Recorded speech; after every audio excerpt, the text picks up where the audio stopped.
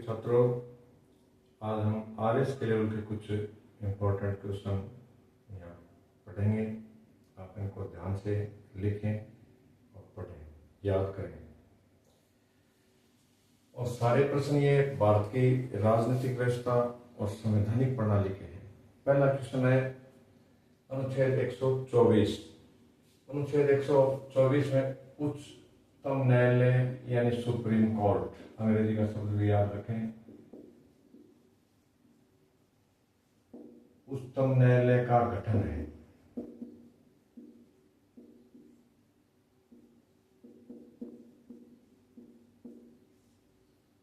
और अनुच्छेद 214 में हाई कोर्ट यानी उच्च न्यायालय का गठन।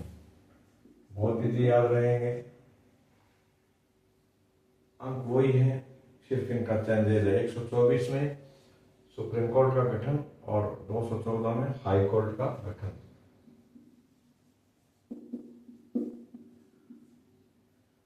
अनुच्छेद 100 बहुत बढ़िया तरीके से याद रहेगा कि 100 एकदम पूरे 100% या पूरे 100 यानी गण पूर्ति से संबंधित है। संसद में गण पूर्ति से संबंधित अनुच्छेद 100। और एक अनुच्छेद 50 का मतलब आधा। तो अनुच्छेद 50 हमारी जो कार्यपालिका, न्यायपालिका, इनका व्यवस्थापिका, इन तीनों का पृथक्करण करने वाला अनुच्छेद है अनुच्छेद 50। और अनुच्छेद 100 यानी 100 का अर्थ पूरा। तो यह अनुच्छेद 100 है, संसद में गण पूर्ति से संबंधित है, कोरम से संबंधित है। संसद में गण पूर्ति से संबंधित है। इसको अंग्रेजी में यू और कोरम कहते हैं।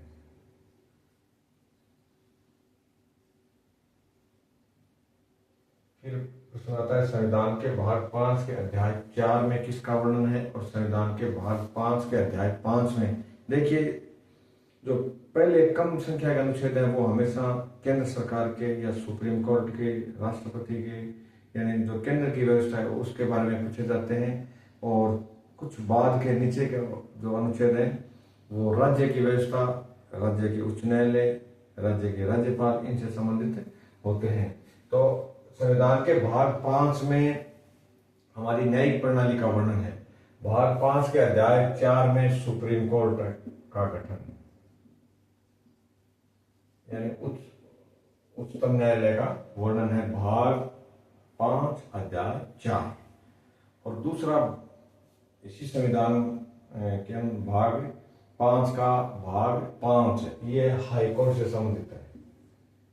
ये उच्च न्यायालय यानी हाई कोर्ट से संबंधित है, भाग 5 और ये अध्याय 5। और भाग 5 और अध्याय 4 ये है हाई कोर्ट, सुप्रीम कोर्ट से संबंधित। फिर भारतीय संवैधानिक व्यवस्था के बारे में कुछ संविधानवेताओं के विचार हैं, जिनमें इंडियंस ने भी विचार व्यक्त किए हैं और विदेशी भी हैं। इन ऊपर वाले प्रश्नों को मैं मिटा रहा हूं ताकि लिखने में आसानी रहे।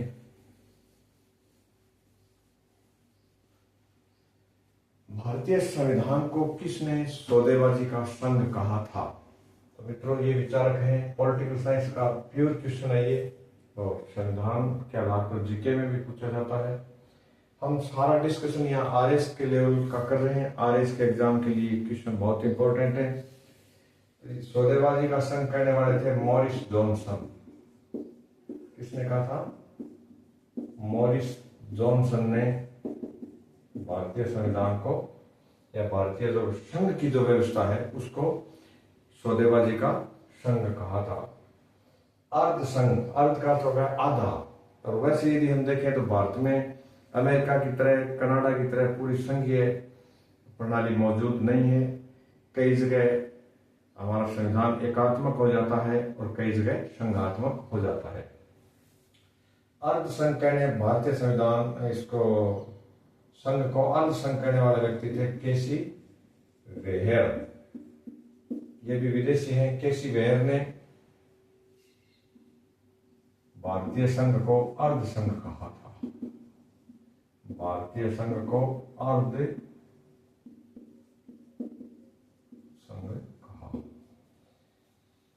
मित्रों 8वां क्वेश्चन करेंगे हम। अर्धसंवाद आपने लिख लिया। फिर 8वां क्वेश्चन है अनुच्छेद 2। ये मित्रों भारत में नए राज्यों के निर्माण से संबंधित है। नए राज्यों का निर्माण किस प्रकार किया जाए, उनके लिए क्या प्रक्रिया अपनाई जाए, ये करने वाला अनुच्छेद है अनुच्छेद 2। अब हम आगामी क्वेश्चन देख रहे हैं। अस्पृश्यता का उन्मूलन यानी अनटचेबिलिटी के एबॉलिशन से संबंधित भारतीय संविधान का एक अनुच्छेद है, वो अनुच्छेद है 17। कौन सा अनुच्छेद है? 17।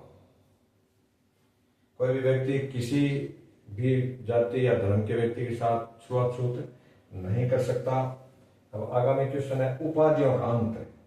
उपाधि, ये उपाधियां नहीं है जैसे पीएचडी कर ली, एमबीबीएस कर लिया, ये उपाधियां नहीं है। उपाधियां उनको कहते थे जो कभी राजा महाराजाओं के पास हुआ करती थी। तो इन उपाधियों का अंत अनुच्छेद 18 में किया गया है। अनुच्छेद 18 के तहत उपाधियों का अंत किया गया है।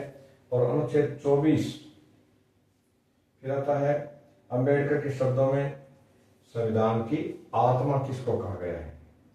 अंबेडकर ने मित्रों संविधान की आत्मा अनुच्छेद 32 को कहा है। किस अनुच्छेद को? अनुच्छेद 32 को। और बीच में अपने अनुच्छेद रह गया था अनुच्छेद 24। ये बाल श्रम और प्रतिबंध से संबंधित है अनुच्छेद 24। और अनुच्छेद 32 हो गया अपने से संविधान की आत्मा का है। बाबा साहब अम्बेडकर ने इसको संविधान का मैग्ना कार्टा भी कहते हैं, भाग 3 में वर्णित है ये। फिर आता है अनुच्छेद 44। ये है समान नागरिक संहिता से संबंधित है। समान नागरिक संहिता, इसके ऊपर वर्तमान में काफी चर्चाएं हो रही हैं। उत्तराखंड ने इसको लागू करने के लिए एक विधेयक भी पारित किया है। फिर आता है अनुच्छेद 108। ये मित्रों संसद के संयुक्त अधिवेशन से संबंधित है।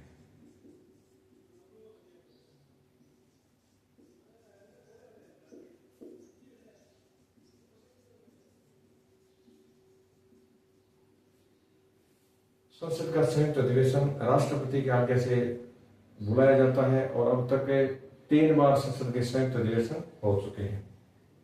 फिर आगामी क्वेश्चन है अनुच्छेद 129। इसमें लिखा हुआ है कि उच्चतम न्यायालय एक अभिलेख न्यायालय होगा जिसके निर्णयों का, डिसीजंस का रिकॉर्ड रखा जाएगा। वो नजीर के तौर पर यानी उदाहरण के तौर पर अन्य न्यायालयों में काम लिए जा सकेंगे और उनसे जो विद्वान न्यायाधीश हैं वो अपना मार्गदर्शन प्राप्त करेंगे। जिस उच्चतम न्यायालय एक अभिलेख न्यायालय जिसको अपनी अवमानना का दंड देने का अधिकार है। यानी कोई भी अधिकारी या कर्मचारी या कोई व्यक्ति न्यायालय के आदेशों को नहीं मानता तो उस न्यायालय उसको अपनी अवमानना का दंड दे सकता है। अब आगामी क्वेश्चन है मित्रों 16वां क्वेश्चन है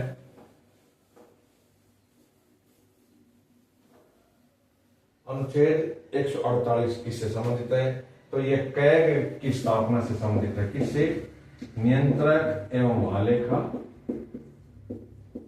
परीक्षक का गठन इसमें अनुच्छेद 148 में किया जाता है। वैसे अनुच्छेद 148 से लेकर के अनुच्छेद 151 तक में इसके कार्य, शक्तियां, पद स्थापन इनका वर्णन आता है। अनुच्छेद 149, अनुच्छेद 149 में प्रतिवेदन से संबंधित है ये, यानी कै का प्रतिवेदन विधानसभा में कौन रखवाएगा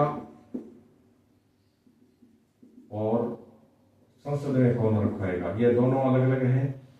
कै के संबंधित राज्य की जो रिपोर्ट है वो संबंधित राज्यपाल को देते हैं और केंद्र के विभागों की रिपोर्ट राष्ट्रपति को देते हैं। तो इसमें यह लिखाएगा राज्यपाल, यानी कै के प्रतिवेदन को विधानसभा में रखवाने का काम राज्यपाल करेंगे और संसद में चर्चा के लिए रखवाने का काम राष्ट्रपति करेंगे। फिर आगामी क्वेश्चन आता है कि उद्देश्य प्रस्ताव किसने पेश किए थे? संविधान सभा में अलग अलग कमेटियां हुआ करती थी, उन पर बाकायदा 2 वर्ष 11 माह और 18 दिन लगातार बहस हुई थी। एक एक चीज के ऊपर बहुत डिटेल से बहस हुई, प्रत्येक सदस्य को मौका दिया गया था। तो उद्देश्य प्रस्ताव रखने वाले व्यक्ति कौन थे? पंडित जवाहरलाल नेहरू। इन्होंने संविधान सभा में उद्देश्य प्रस्ताव प्रस्तुत किए थे। फिर आता है मित्रों संविधान की आत्मा।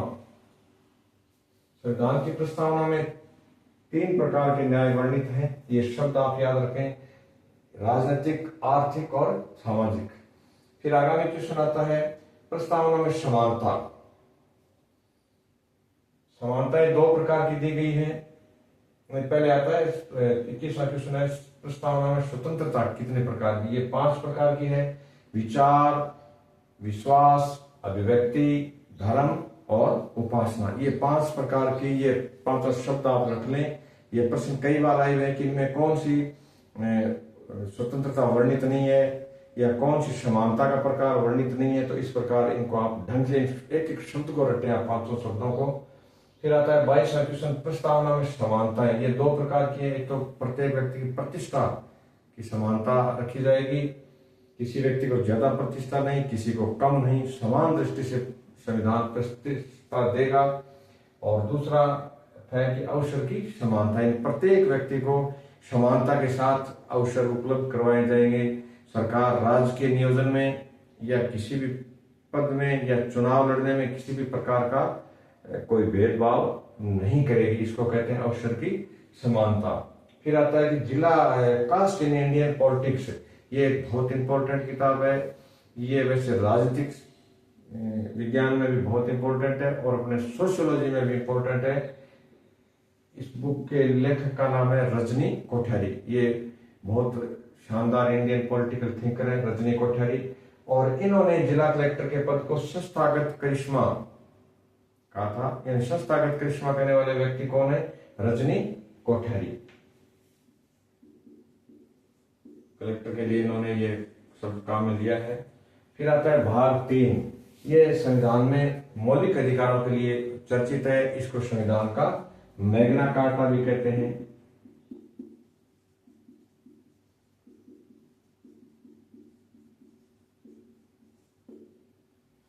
भारतीय संविधान का मैग्ना कार्टा है सबसे इंपॉर्टेंट।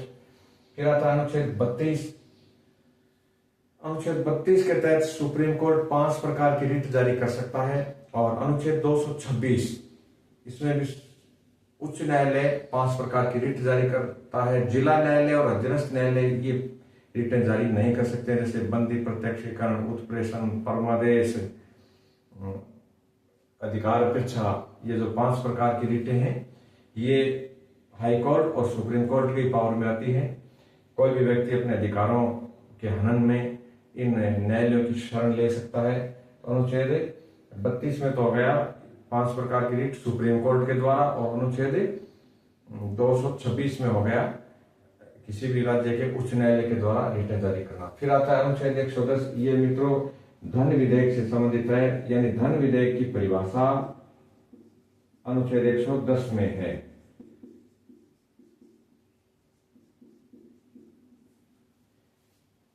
फिर आता है अनुच्छेद 28वां क्वेश्चन है संविधान सभा के कुल कितने सदस्य थे? तो मित्रों इसका जवाब है 389। 389 थे। जो ये संविधान सभा अविभाजित भारत की थी, जिसमें पाकिस्तान के सदस्य भी शामिल थे। बाद में इसका विभाजन हुआ था। फिर 29वां क्वेश्चन है संविधान सभा का निर्वाचित सदस्य कितनी जनसंख्या पर निर्वाचित हुआ था? तो यह है मित्रों 10 लाख। यानी प्रति 10 लाख की आबादी पर संविधान सभा का एक सदस्य निर्वाचित किया गया। और इन निर्वाचित सदस्यों को वोट देने वाले यानी वोटर थे राज्य के विधायक। और संविधान सभा में 2 प्रकार के सदस्य थे। एक तो थे मनोनीत और दूसरे थे निर्वाचित। मनोनीत को अंग्रेज गवर्नर जनरल ने मनोनीत किया था। उनमें कुछ हमारी रियासतों के प्रतिनिधि भी शामिल थे। फिर ये अपने 29 क्वेश्चन हो गए। 30वां क्वेश्चन है, 30वां और लास्ट क्वेश्चन है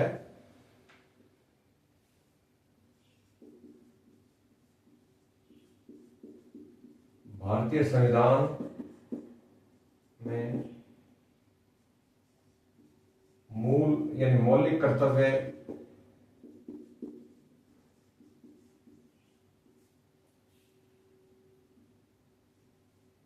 किस समिति की अनुशंसा पर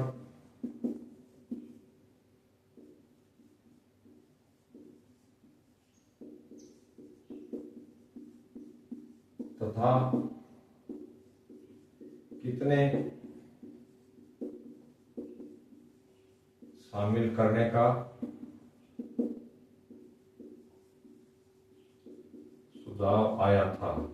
मित्रों, जैसे मौलिक कर्तव्य 10 लिए गए थे सरदार स्वर्ण सिंह कमेटी की अनुशंसा पर, लेकिन उसने 8 की अनुशंसा की थी। कितने की अनुशंसा की थी? 8 की अनुशंसा की थी उसने।